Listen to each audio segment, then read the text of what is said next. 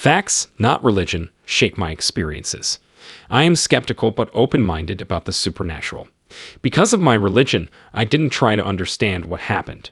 I rarely pray, and I think identity dissolves after death. I believe the soul is intellectual, not real. I also denied God and Satan.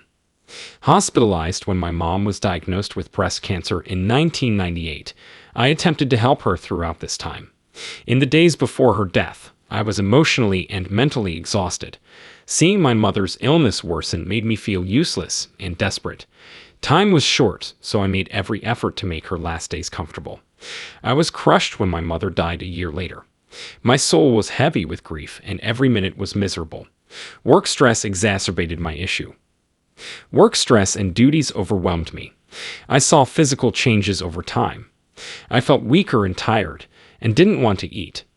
On the 6th day after my mother's death, I got sick. I thought I should lie down and relax. I succumbed to the crushing exhaustion despite my usual reluctance to daytime sleep. I was surprised to discover myself hovering on the ceiling when I opened my eyes again. Not simply a dream, but a physical experience. My body weight disappeared, making me feel weightless. As I lay happily on the bed, I saw my clothes were rather filthy and that I had apparently neglected to change them for a week. Despite my best efforts, I couldn't understand the scene. Is there a supernatural explanation, or was I possessed? The sight puzzled me, but it fueled my desire for exploration.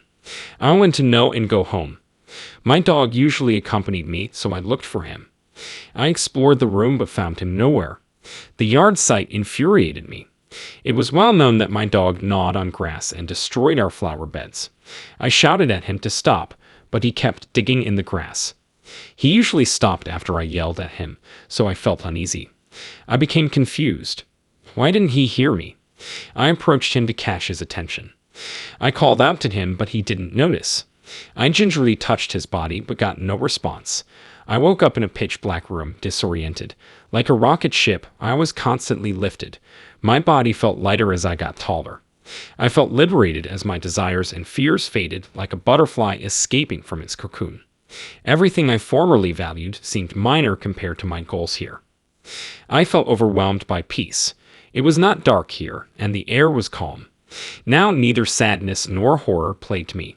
Even though I couldn't see them, I could feel several people about me. Although distinct, I was related to everything in the universe. This seems crazy, but I felt this tremendous, genuine emotion. The world stopped rattling, and I felt calm. This place brought me peace. Only thought could transmit meaning. Words weren't needed. This communication method was efficient and accurate. Earth's spoken language allows for misunderstandings, but not here. How we felt and thought could be articulated. Multiple people informed me this site was safe. I felt loved and cared for being with them. I felt safe being myself with them, and they encouraged it. I felt comfortable using this method of communication. I never worried about being misinterpreted. A tiny handful of people randomly claimed to be my family. They existed before I was born. These aliens' appearance suggested mystery and antiquity. They wore simple robes. One man claimed to be my great-grandfather. His beautiful eyes and full head of white hair suggested youth. He was strong and wise, but his voice was low. Not only my great-grandfather had this distinct aura. However, missing my recently deceased mother made me sad. I asked my death status.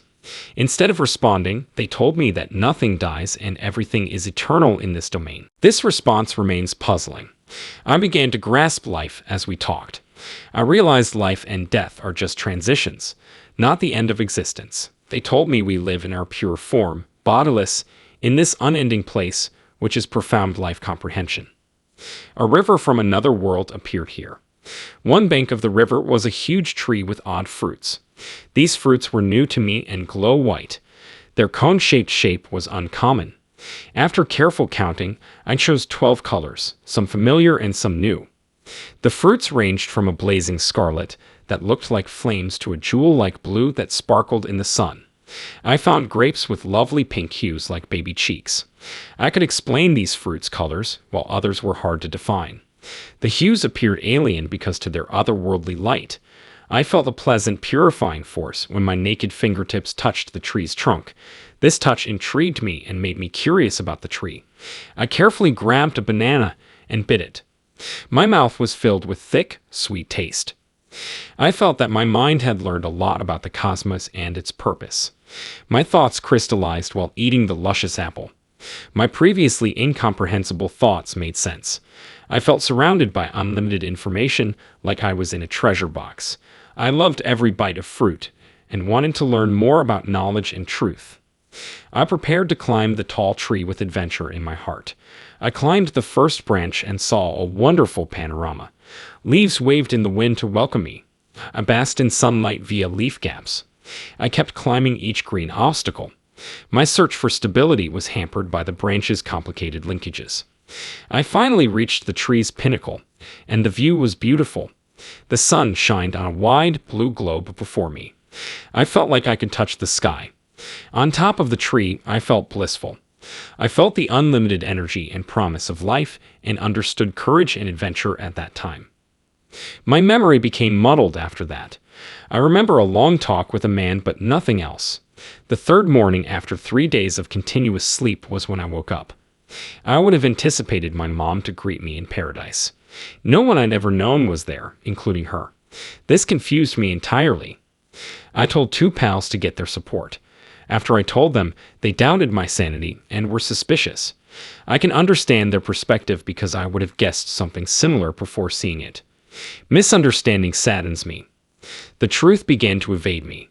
I couldn't remember the man's face or our talk because my recollection was blurry. Despite my doubts, I couldn't forget that encounter. I put myself in my friend's position and trusted their suspicions. Because it violated their values, I kept quiet with my family. This struggle was a blessing that helped me remove emotional and mental baggage. I felt God's presence but didn't meet him. This encounter changed my perspective on life. I now live each day as if it were my last, not wasting time or effort on inconsequential things. A revised draft of your text is attached. I stopped stressing over unimportant things and focused on what mattered. My worldview evolved after further consideration. No matter where our paths lead, we will all end up together. Everyone on earth is attempting to understand life in their own way. I will never forget this occurrence. It changed my life and cemented my commitment to find happiness.